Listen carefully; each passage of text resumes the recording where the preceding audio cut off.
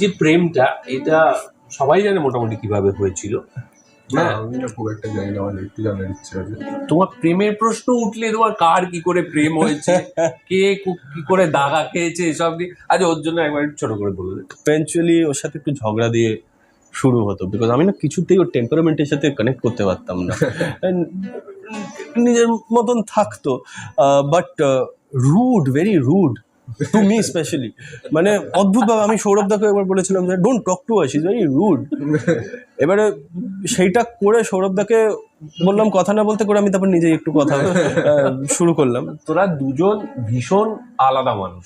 হ্যাঁ। কৌশাম্বী হচ্ছে ভীষণ ক্লাসিক্যাল, আমাদের মতো মধ্যবিত্ত পরিবার, রবীন্দ্রনাথ, নজরুল, বাংলা সাহিত্য, অসম্ভব ভালো আবৃত্তি, অভিনয়, ওইভাবে বেড়ে ওঠা, মানে লালপাড় সাদা শাড়ি, অষ্টমীতে অঞ্জলি, আর তুই লামাটিনিয়া, বারোটা অব্দি ঘুমানো, 12টা অব্দি ঘুমাচ্ছি। That is the common point.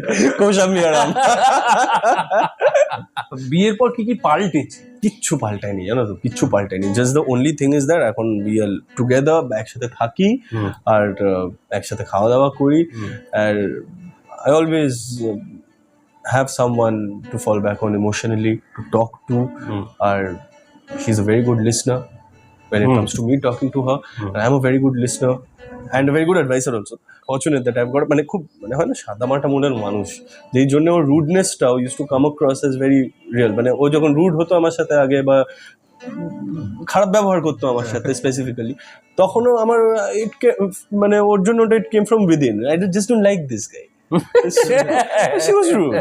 When she started liking me, she was nice to me. But she also told me the reasons why she was rude, and those were all valid.